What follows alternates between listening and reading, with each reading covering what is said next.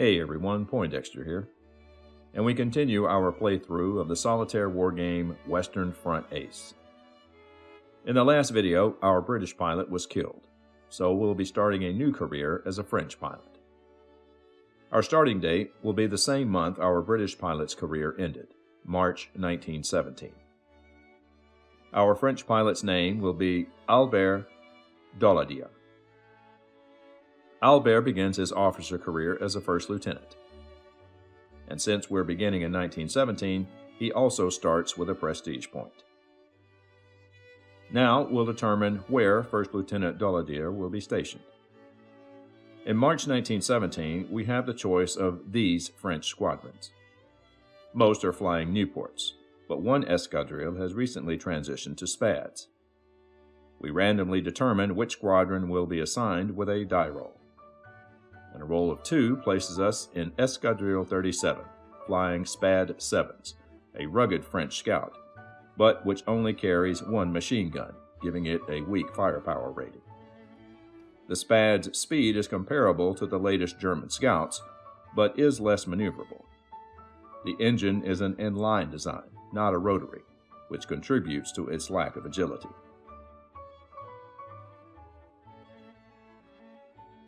The light green sector color indicates our squadron is in the Somme sector.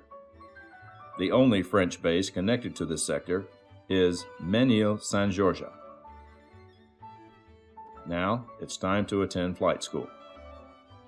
First, we perform gunnery training by drawing 3 combat cards and referring to the Firepower 2 column.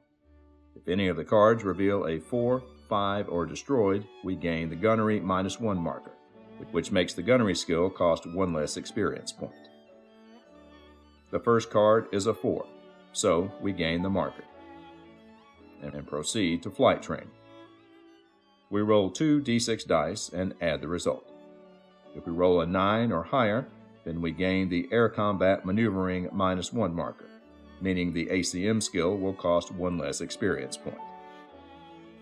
But we roll a 3, and the marker is not earned.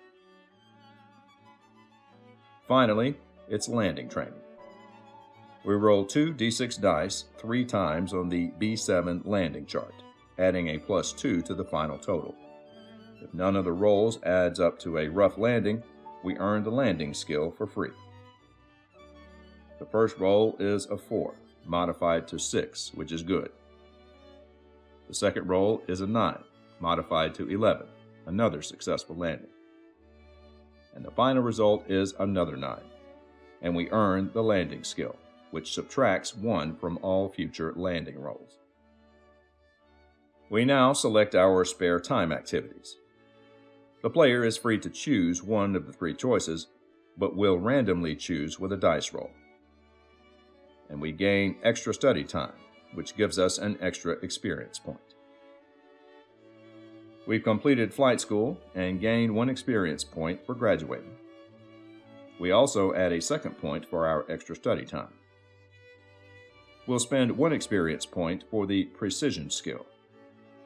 If the combat card drawn is an even-numbered card, then we expend no ammo. This skill cannot be used when firing an extended burst. And we'll spend our remaining experience point on weapon maintenance, which ignores the first gun jam during a sortie.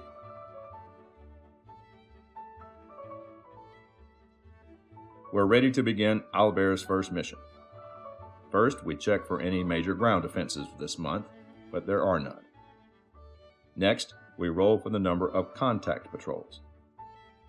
And it could be a busy month for Albert, who will be flying the maximum of 6. First Lieutenant Daladier's first mission will be unoffensive patrol, which means he must travel to enemy territory, engaging any targets along the way.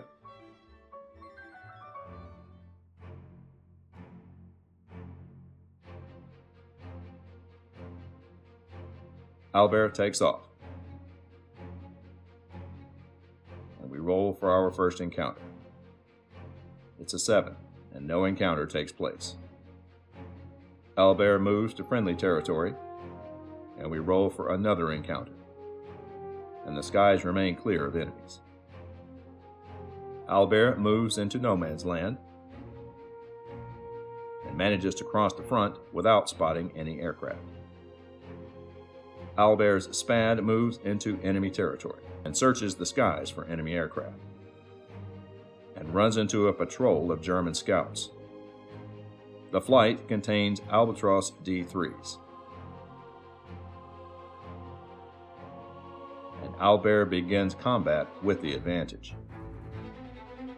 He fires and potentially scores 3 hits. The Albatross goes defensive and performs a tight turn, improving his position by 1. We apply the 3 hits, and all 3 hits strike the Albatross's wing struts. Notice that we've drawn an even-numbered combat card, so, thanks to our precision skill, we expend no ammo. We now determine the final initiative. The Albatross has a base initiative of 13, while the SPAD has 12. Both aircraft roll a 1 and remain in the head-on position. Since we're head-on, we'll use our reflexes skill to fire first in this combat round. Albert fires at the German scout and scores 2 hits. The first hit strikes the engine, but the second strikes canvas for no effect. The Albatross fires back and scores 5 hits. And it could have been worse. 3 hits strike canvas for no effect, with 2 hits striking the tail and starboard struts. Now we determine final initiative. With a damaged engine, the Albatross suffers a -2 penalty, which brings its initiative down to 11, while the SPAD remains at 12. The final result is 17 for the Albatross and 15 for the SPAD, a difference of 2 and no change in position. Beginning the next round of combat, Albert will perform his advanced maneuver instead of firing, in the hopes of swinging the advantage back to him. The advanced maneuver is a Cuban 8, which improves our position by 1 and avoids 1 hit. But first, the Albatross makes his attack and scores 3 hits, but our maneuver removes 1 hit, so we apply 2 hits to our SPAD. And the starboard struts are hit again, with the second hit striking canvas for no effect. Our Cuban 8 maneuver gives us the advantage, and we roll for our final initiative. The final result is 16 for the Albatross and 17 for the SPAD, and no position change takes place. With Albert now having the advantage, he attacks the Albatross and potentially scores 4 hits. But the Albatross goes evasive and avoids all damage. Fortunately, our precision skill comes through again, and we expend no ammo. We now determine the final initiative. The final result is 15 for the Albatross and 14 for the SPAD. First Lieutenant Albert retains the advantage. Albert makes another attack and lands 2 hits. But the Albatross goes evasive again, and no damage is caused. We determine final initiative, and the 2 combatants remain evenly matched, as no position change takes place. Albert retains the advantage and fires at the Albatross, and potentially lands 4 hits. The Albatross performs a barrel roll and negates 2 of the hits. 1 hit strikes the port strut, but the second has no effect, striking canvas. We determine the final initiative, and the Albatross ends with 13 and the SPAD 16, a 3-point difference, and enough for First Lieutenant Albert to gain a position, and he is now on the Albatross's tail. Albert senses victory is at hand. He fires at the Albatross and potentially scores 5 hits. The Albatross performs a tight turn, improving his position by 1. We apply the 5 hits, and all 5 hits strike canvas for no effect. Clearly, this German pilot lives a charmed life. The Albatross completes his tight turn maneuver and is now disadvantaged. We now determine the final initiative, and First Lieutenant Albert aggressively clings onto the Albatross, managing to maneuver onto the tail of his adversary once again. Owlbear lines up on the Albatross and fires, and potentially lands 4 hits. And unsurprisingly, the German pilot goes evasive and avoids all damage. We determine the final initiative, and Owlbear remains on the German's tail. Owlbear once again fires at his wily foe and scores 4 possible hits, but is denied yet again as the German pilot goes evasive, avoiding all damage. We determine the final initiative, and First Lieutenant Owlbear clings to the Albatross's tail, determined more than ever to bring this pilot down. Owlbear fires at the Albatross and scores 4 possible hits. The German performs a side loop, improving his position by 1, but this time it does not negate damage. We apply the 4 hits, and the hits take their toll. Both wing struts are now heavily damaged, and the Albatross cannot take much more punishment. The Albatross performs a side loop, and we roll for the final initiative, and both combatants tie at 15, which causes no change in position. First Lieutenant Owlbear is running low on ammo, so let's hope he has enough left to finish off the Albatross. He fires at the German scout and lands 3 possible hits. The German performs a tight turn, improving his position, but the 3 hits are still applied. But the Albatross can take no more. The German's forward weapons are knocked out, but the fatal hit strikes the starboard struts.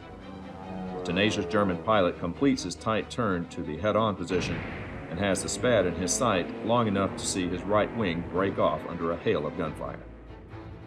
Owlbear Daladier, after an incredible dogfight with a cunning German pilot, scores his first hard-earned victory.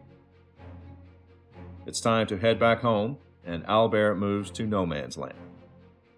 And, as luck would have it, he encounters another flight of German scouts, which is made up of Albatross D3s. Fortunately, Owlbear manages to gain the advantage. With little ammo left, Owlbear will attempt to disengage from this encounter.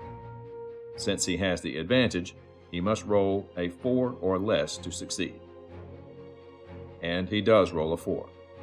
First Lieutenant Owlbear manages to slip away and end the encounter. We move into friendly territory, and no enemy encounter takes place. Owlbear finally makes it back to his aerodrome. And, fortunately, the skies are clear of enemies. We roll for the weather at the aerodrome, and the weather is poor, which adds a +1 modifier to the landing roll. However, we have the landing skill, which adds a -1 modifier, negating the poor weather penalty. So First Lieutenant Owlbear manages to land safely. Owlbear's damaged Spad is quickly repaired, and he is ready for his next patrol. For shooting down his first aircraft, First Lieutenant Owlbear Daladier has been cited in orders and receives 1 prestige point.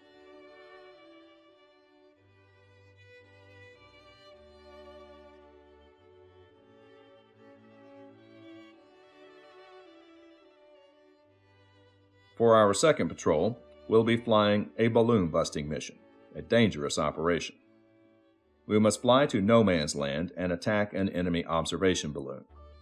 We'll be armed with incendiary ammunition and are forbidden to engage enemy 2-seaters, but can defend ourselves if attacked. First Lieutenant Owlbear takes off, and we roll for an encounter. We roll a 10, and no encounter takes place. Owlbear moves to friendly territory, and we check for encounters.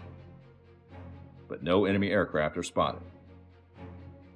We move into no man's land, and Owlbear begins his attack on the balloon. First, we must roll for possible anti-aircraft fire. On a roll of 3 or less, we will be attacked by anti-aircraft batteries. We roll a 2. And now must roll another dice for the number of hits we take from ground fire. And we take 2 hits. the port strut is hit, and our forward guns are knocked out, foiling our attack run. However, we did attempt an attack, so the mission is considered a success. But we must go another round with anti-aircraft as we fly away from the balloon. And we take one more hit from ground fire. Fortunately, the hit strikes canvas for no effect.